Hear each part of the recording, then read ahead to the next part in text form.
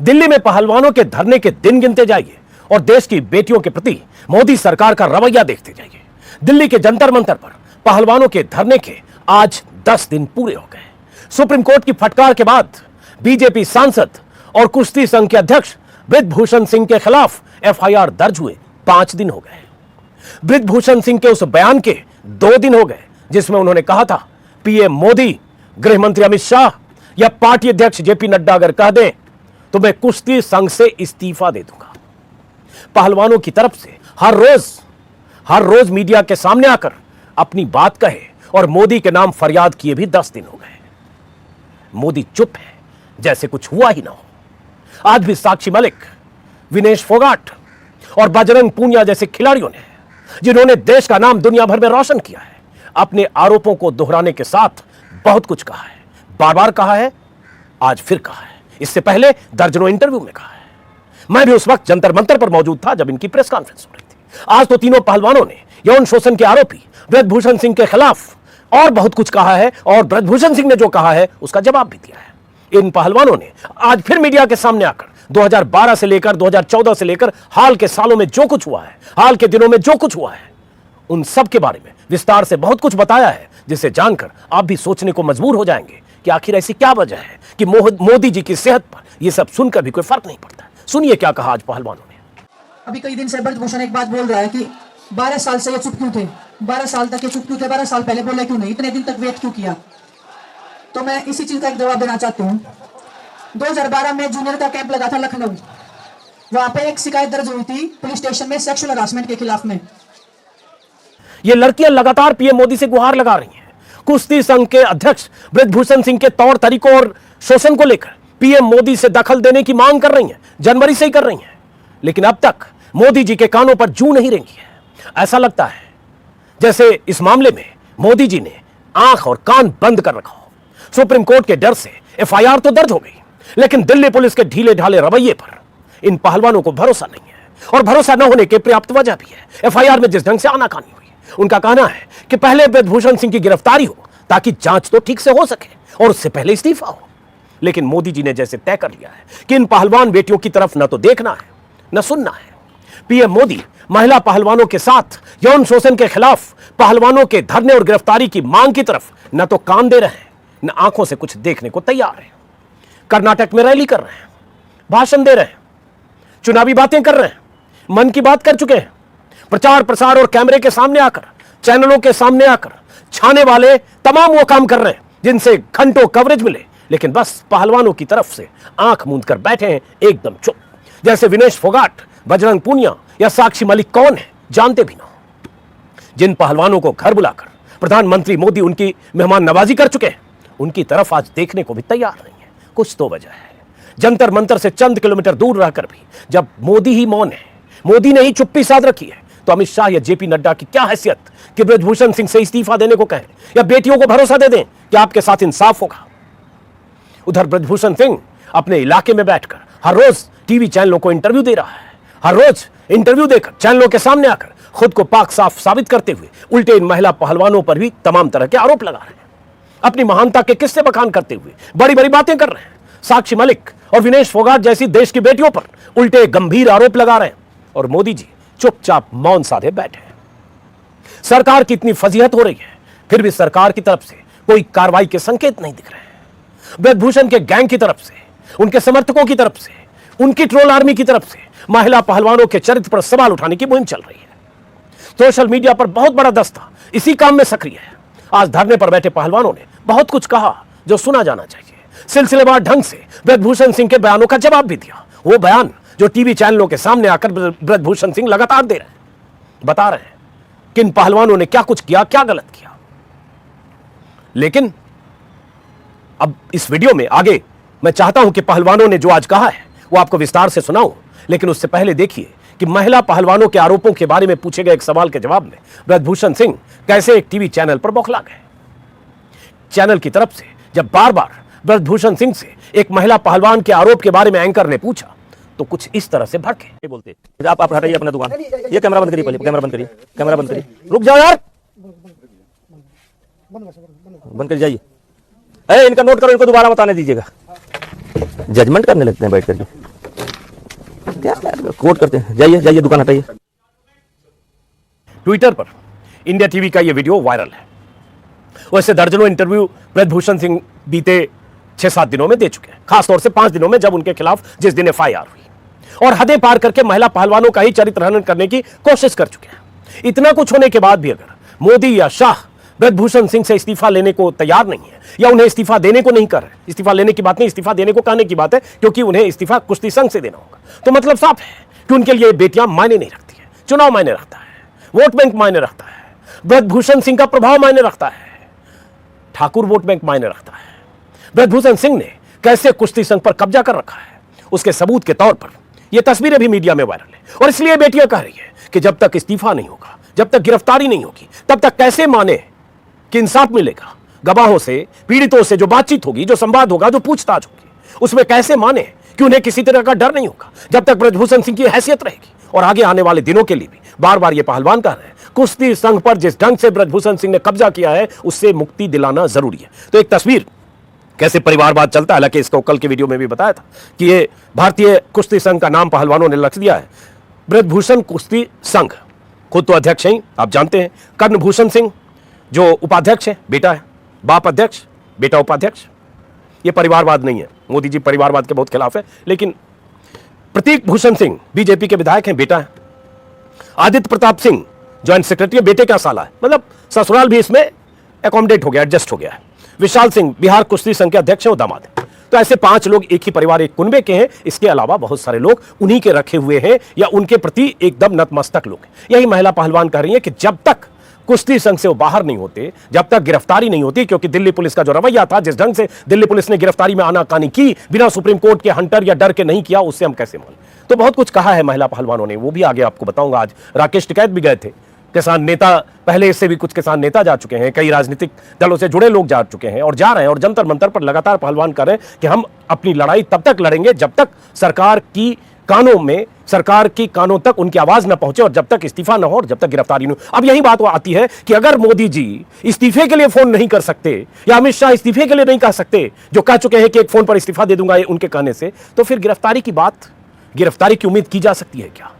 या इनको उसी तरह से पहलवानों को किसानों की तरह कहीं 12 महीने 13 महीने बैठे तो नहीं रहना पड़ेगा, क्योंकि तब भी जब कृषि कानून लागू हुए थे तब भी सरकार का यही रवैया था। लेकिन किसानों ने दिल्ली की सीमाओं को इस तरह से लॉक किया, इस तरह से सीमाओं पर बैठे कि आखिरकार मोदी जी को झुकना पड़ा और कहना पड़ा कि हमारी तपस्या में कोई कमी रह गई थी, और उसके बाद कृषि कानून वापस हुए। आज राकेश टिकैत ने जाकर यही कहा है कि आपको यहां डटना पड़ेगा, यहां टिकना पड़ेगा, यहां बैठना पड़ेगा हर हाल में, तभी कुछ हो पाएगा। लेकिन क्या ये पहलवान तब तक लड़ाई लड़ेंगे, और क्या सरकार पहलवानों की लड़ाई को हर हाल में नजरअंदाज करके ब्रजभूषण सिंह के साथ ही खड़ी रहेगी? इसके लिए हमें इंतजार करना पड़ेगा। एक बड़ी बात यह भी है कि 2024 में चुनाव हो तो ये सकता था, होना तो ये चाहिए था कि इस्तीफा 1 मिनट में होता, और उसके बाद इस्तीफा देकर खुद ब्रजभूषण सिंह कहते कि मैंने इस्तीफा दे दिया है और उसके बाद मैं चाहता हूं निष्पक्ष जांच हो।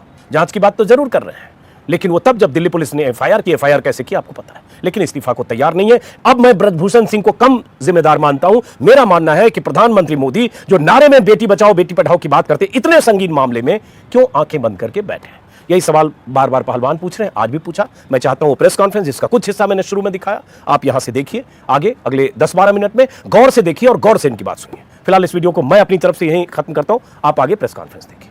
अभी कई दिन से ब्रजभूषण एक बात बोल रहा है कि 12 साल से ये चुप क्यों थे, 12 साल तक ये चुप क्यों थे, 12 साल पहले बोला क्यों नहीं, इतने दिन तक वेट क्यों किया। तो मैं इसी चीज का एक जवाब देना चाहती हूँ। 2012 में जूनियर का कैंप लगा था लखनऊ, वहां पे एक शिकायत दर्ज हुई थी पुलिस स्टेशन में सेक्सुअल हरासमेंट के खिलाफ में। 24 घंटे के अंदर ही उस FIR को बिठवा लिया गया और उस मामले को वहीं पर रफा दफा करवा दिया गया था। उसमें 5 से 7 लड़कियों ने कंप्लेंट दी थी पुलिस स्टेशन में सेक्सुअल हरासमेंट की। दूसरी बात, 2014 में आप लोगों ने सुना भी होगा, कोई एक फिजियो था हमारा, ट्रेनर और फिजियो दोनों काम करते थे, वो नेशनल कैंप में थे, गीता फोगाट के साथ वो उनके ट्रेनर थे। उनकी वाइफ भी रेसलिंग करती थी, वो उस टाइम पे नेशनल कैंप में थी। उन्होंने कुछ हरकतें देखी नेशनल कैंप में होते हुए, जब उन्होंने उसके खिलाफ आवाज उठाई, कोचिज को बताया, बाकी जो भी लोग थे उनको बताया, 24 घंटे के अंदर उनका कैंप से नाम कट गया, उनको कैंप से बाहर भेज दिया गया। साथ में उनकी जो वाइफ थी उनका भी नेशनल कैंप से नाम काट दिया था, और वो उस दिन के बाद से आज तक कभी भी किसी कंपटीशन में पार्टिसिपेट नहीं कर पाई हैं। तीसरी बात, अभी जब हम जंतर मंतर पे बैठे थे उससे पहले सरकार के एक अधिकारी से हम मिले थे। जंतर मंतर पे बैठने से 3-4 महीने पहले की बात है। हमने उनको हर एक बात बताई थी कि कैसे लड़कियों के साथ में सेक्सुअल हरासमेंट हो रहा है, कैसे लड़कियों को दुखी किया जा रहा है, मेंटली टॉर्चर किया जा रहा है, हर लेवल पे लड़की मतलब खिलाड़ियों को इतना परेशान किया जा रहा है कि खिलाड़ी कुछ भी करने को रेडी है अपनी लाइफ के साथ में। जब हमने 3-4 महीने वेट कर लिया उसके बाद कुछ भी नहीं हुआ, फिर हम जंतर मंतर पे आए। जब हम गवर्नमेंट से बात करने के लिए, खेल मंत्री जी से बात करने के लिए गए, लास्ट दिन जब हमने धरना खत्म किया था, सभी खिलाड़ी अंदर गए थे, खेल मंत्री जी के सामने सारी बातें बताई थी, सभी लड़कियों ने सेक्सुअल हरासमेंट के ऊपर बातें बताई थी, अपने अपने इंसिडेंट शेयर किए थे, सभी लड़कियां रो रही थी उनके सामने हैं, लेकिन कोई भी एक्शन नहीं लिया गया था उस टाइम पे भी। खेल मंत्री जी ने कमेटी बना के उस मामले को फिर से रफा दफा करने की कोशिश की।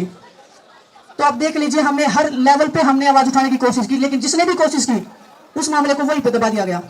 तो जो वो बोल रहा है कि 12 साल से चुप थे, तो आप देख लीजिए 12 साल से हम चुप क्यों थे। हमें रेसलिंग करना था, हमारी लाइफ, हमारा कैरियर, सब कुछ हमारा दांव पे लगा होता है, इसलिए हमारे अंदर इतनी हिम्मत नहीं हो पाई कभी भी। आज हम उस मुकाम पे पहुंच गए कि हाँ अभी तो इससे आगे तो मौत है। तब हमें हिम्मत आई, तब हम लोग साथ में कि एक, क्योंकि जब भी किसी एक ने आवाज उठाई तभी उसकी आवाज को दबा दिया गया।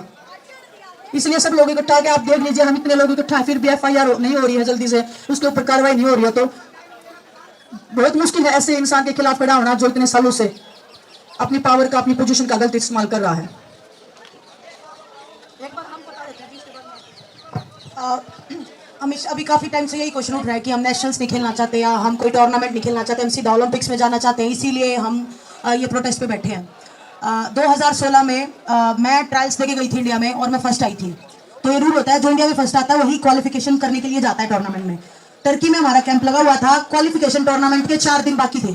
4 दिन पहले मेरी ट्रायल एक इंडियन लड़की के साथ ली गई, जबकि मैं इंडिया में फर्स्ट आके गई थी, सिर्फ मेरी ली गई। ये क्वेश्चन पूछना आप प्लीज उनसे कि सिर्फ मेरी टर्की में ट्रायल लेने का क्या मतलब। बाहर कभी इंडिया से बाहर जाके कभी इंडियंस की ट्रायल्स नहीं होती, और किसी वेट में ट्रायल्स नहीं ली गई, सिर्फ मेरी ट्रायल्स ली गई। ऐसे ही अभी 2022 में एक लड़की की ट्रायल हुई और वो ट्रेन में थी, वो जीत चुकी थी अपनी ट्रायल, उसको ट्रेन में से वापस बुलाया कि कल फिर दोबारा ट्रायल होगी आपकी। उस लड़की ने विनेश के पास कॉल किया कि ऐसे हो रहा है, मेरी ट्रायल दोबारा क्यों ली जा रही है, मेरी तो ट्रायल्स खत्म हुई है, मैं वापस घर जा रही हूँ। तो आप देख लो कि कौन अन्याय कर रहा है, कौन बिना काम की ट्रायल्स ले रहा है, कुछ भी कर रहा है मतलब। और एलिगेशन हम पे लगा कि हम टूर्नामेंट नहीं खेलना चाहते। और दोबारा जब उस लड़की ने ट्रायल दी, उस लड़की को हरवाया गया। पहली ट्रायल में वो जीत रही थी वो लड़की, क्योंकि 24 घंटे में उसको दोबारा वेट कट किया है। वो लड़की उस दिन ट्रायल वाले दिन भी वजन भी दोबारा लिया गया, उस लड़कियों का उल्टी हो रही थी। मैं खुद देख रही थी ट्रायल्स में, वो लड़की बार बार हर मैच के बाद में उल्टियां कर रही थी बेचारी। ट्रेन में रोते हुए उसने मेरे को फोन किया था कि दीदी ऐसे ऐसे हो रहा है। तो मैं भी लाचार थी, मैं बोली बेटा अभी या तो तू फिर इसको ट्रायल को छोड़ दे या तेरे को खेलना पड़ेगा, क्योंकि इन लोगों के सामने ना तो मेरी औकात है ना तेरी औकात है कुछ भी बोलने की। वो लड़की दोबारा ट्रेन में जैसे ही रास्ते में उतरी है, वो उसने ट्रेन पकड़ा है, वो गई है, उसको फिर से हरवाया गया। ये कौन सा रूल है? किसी भी इंटरनेशनल कॉम्पिटिशन, हमारे साथ भी चीटिंग होता है, हमारे साथ भी कभी कभी मैच के ऊपर गलत डिसीजन हो जाते हैं, लेकिन कभी अगर किसी विनर को घोषित कर दिया उसके बाद में किसी भी इंटरनेशनल नेशनल कॉम्पिटिशन कोई भी हो, हिस्ट्री उठा के देख लीजिए, कभी भी सेकंड टाइम उस बाउट को नहीं करवाया जाता, चाहे वो ओलंपिक गोल्ड मेडल की बाउट ही क्यों ना हो। अगर बाउट की बात है तो 2019 की बाउट आप निकाल लीजिए, मेरी वर्ल्ड चैंपियनशिप की सेमीफाइनल बाउट थी और ब्रजभूषण भी वहीं पे बैठे थे और उस बाउट में पूरी मतलब चीटिंग हुई है। उसके बावजूद ब्रजभूषण ने मेरे कोच को धमकाया कि आपने ऑब्जेक्शन क्यों किया। मैंने उनको बोला कि भाई मेरा कोच सही है, आप एक बार UWW से भी अपील करिए कि भाई आपने हमारे खिलाड़ियों के साथ चीटिंग की है। अगले दिन UWW ने इंडिया फेडरेशन से गलती मांगी कि हमसे गलती हो गई, हम जो चीटिंग हुई है आगे खिलाड़ियों का ध्यान रखेंगे, किसी के साथ ऐसी गलती ना हो। और दूसरी बात बताऊं, वो बोल रहे हैं कि अभी इन बच्चों को नेशनल करवाने दो, हमें बच्चों का नुकसान हो रहा है, बच्चे टूर्नामेंट नहीं खेल पा रहे हैं, वो बोल रहे मुझे फांसी पर लटका दो। तो मैं आपको बताना चाहता हूँ, उन्होंने अभी 2-3 साल से एक टूर्नामेंट चालू किया है, open ranking series. Open ranking series का उन्होंने एक बच्चे के साथ 1025 रुपये उसका चार्ज है, उसमें अगर आप पार्टिसिपेट करोगे तो आपको 1025 रुपये देने पड़ेंगे। और उसके बावजूद बच्चा खुद ट्रेन की टिकट करवाता है या वो फ्लाइट में जाता है, खुद होटल का करता है, खुद खाने का करता है, बच्चों को कोई सुविधा नहीं मिलती।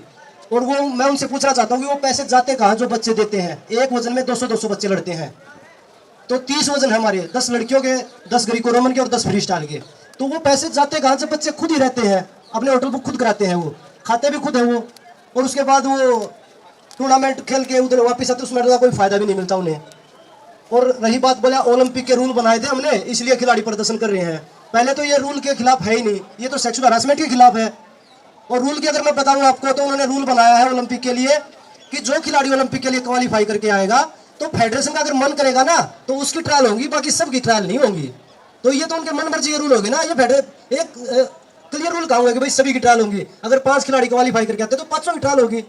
उन्होंने तो ये बोल दिया कि जिस फेडरेशन का मन करेगा ना कि भाई बजरंग की ट्रायल नहीं होनी चाहिए, बाकी चारों की ट्रायल होनी चाहिए, तो 4 की ट्रायल होगी, बजरंग की ट्रायल नहीं होगी। ये उनके न्याय के रूल है जो वो सवाल कर रहे हैं।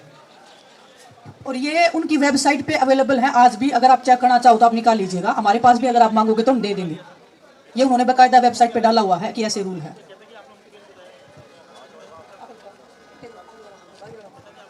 जैसे ये भी जैसे उनकी आईटी सेलेक्टिव हुई है और हमें सोशल मीडिया पे गलत कमेंट्स या जो भी है बदनाम करने की कोशिश कर रहे हैं, और वो खुद भी बोल रहे हैं कि हम मिलने जाते थे। तो सबसे पहले बता दूं कि आईओए का एक इलेक्शंस का कुछ था, मुझे और सत्यव्रत को वहाँ बुलाया गया था, कुछ वोटिंग का सिस्टम था। तो वो कोई भी काम से बुलाते थे तो हम जाते थे, और वहाँ की जो पिक्चर्स खिंच जाती थी वो ठीक है कि हम मिलने गए थे। और विनेश का भी सवाल उठा रहे, विनेश को मतलब अब से लेके 2 साल हो गए ब्रिजभूषण से मिले हुए। वो या तो ट्रायल्स के टाइम पे मिलती है जो वो आते हैं, नेशनल्स के टाइम पे, इंटरनेशनल कंपटीशन में, लेकिन ऐसे पर्सनली विनेश को 2 साल हो गए वहाँ गए हुए, फेडरेशन गए हुए।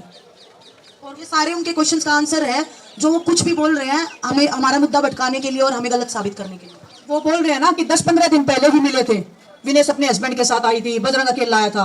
बजरंग मिला था उनसे लास्ट टाइम सीनियर नेशनल हुआ था, संगीता की मैच थी, तभी नेशनल में ही उनसे मिला था। और मैं तो 2 साल से उनसे मिली ही नहीं हूँ। अगर किसी कंपटीशन में आगे तो आगे। वो बोल रहे हैं कि रेसलिंग फेडरेशन में आए थे, मैं 2 साल हो गए रेसलिंग फेडरेशन में ब्रिजभूषण से मिली ही नहीं हूँ। 2 साल तो मैं मिनिमम बता रही हूँ। मेरे को तो लास्ट टाइम याद आ रहा है 2018 में जब मेरी शादी हुई थी, तब उन्होंने बुलाया था खुद कि आप आए हो, मेरे को कुछ पेपर साइन करवाने थे, तब उन्होंने बुलाया था, तब हम उनसे मिले थे। अदरवाइज मेरे हस्बैंड तो पहले और लास्ट टाइम तभी उनसे मिले थे।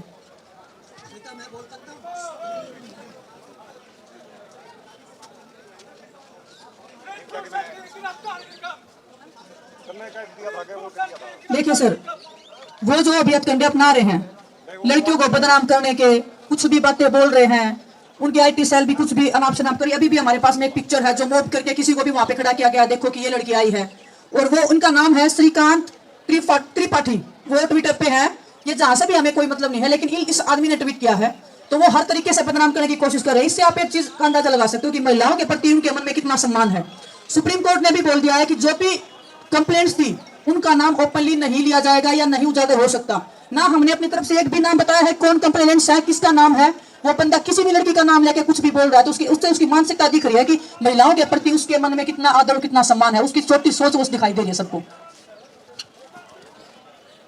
आप लोगों के और क्वेश्चन हो तो बता दो, नहीं खत्म करेंगे। हाँ, एक और बात, बिल्कुल बिल्कुल बिल्कुल जी बिल्कुल, इस चीज का भी जवाब अभी हम दिल्ली पुलिस का हम बार-बार कर रहे हैं कि हमें विश्वास नहीं है। 6 दिन बाद कंप्लेंट्स दिल्ली पुलिस ने की थी, अभी भी दिल्ली पुलिस लड़कियों के बयान दर्ज नहीं करी है। हर वो तरीके अपना रही है, बहाने करी है, कभी किसी को बीमार करी है। आज तो पूरे दिन से जवाब ही नहीं दे रहे हैं कि कब वो बयान दर्ज करेंगे और वो सब। तो दिल्ली पुलिस बिल्कुल अभी भी कोशिश करी है कि ये मामला जितना डिले हो सकता है, जितना इन खिलाड़ियों को तोड़ा जा सकता है मेंटली या फिजिकली, जो भी हम ब्रेक कर सकते हैं या लड़कियों को तोड़ सकते हैं पैसे से, पावर से, पोजीशन का इस्तेमाल करके, तो वो हर इतना टाइम उसको दे रही है कि वो अपना बचाव कर सके या हम पे दबाव बना सके, किसी भी खिलाड़ी पे दबाव बना के पीछे हटा सके। तो दिल्ली पुलिस का वही है कि वो अपना काम नहीं कर रही है अभी भी हम सुप्रीम कोर्ट के ही आश्रय हैं कि सुप्रीम कोर्ट शायद हमें इंसाफ दिलाए, शायद हम जिस चीज की लड़ाई लड़ रहे हैं, जिस मान सम्मान की लड़ाई लड़ रहे हैं, वो हमें मिले। तो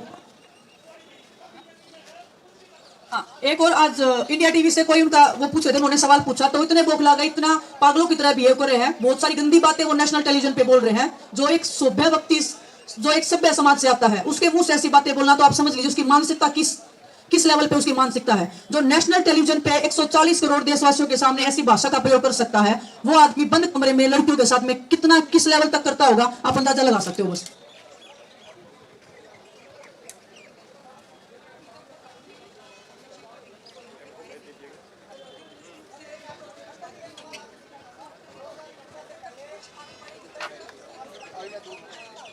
देखिए, माननीय सुप्रीम कोर्ट पे हमें पूरा भरोसा है कि खिलाड़ियों के साथ न्याय होगा, और वो अपने क्षेत्र में इसलिए बैठे, वो अपने मनमाने पत्रकारों को बुलाते हैं वहाँ पे कि वो मेरे हिसाब से सवाल पूछे।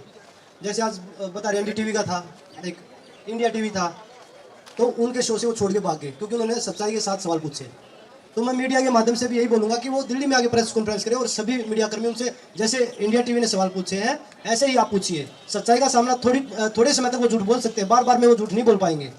वो बोल रहे हैं ना कि खिलाड़ी बार बार में अपनी चीज़ें बदल रहे हैं, तो खिलाड़ी तो और भी बहुत सारे आएंगे। और वो बोल रहे थे ना कि भाई पहलवान नहीं है तो 4 पहलवान है। पहलवान यहाँ बहुत है,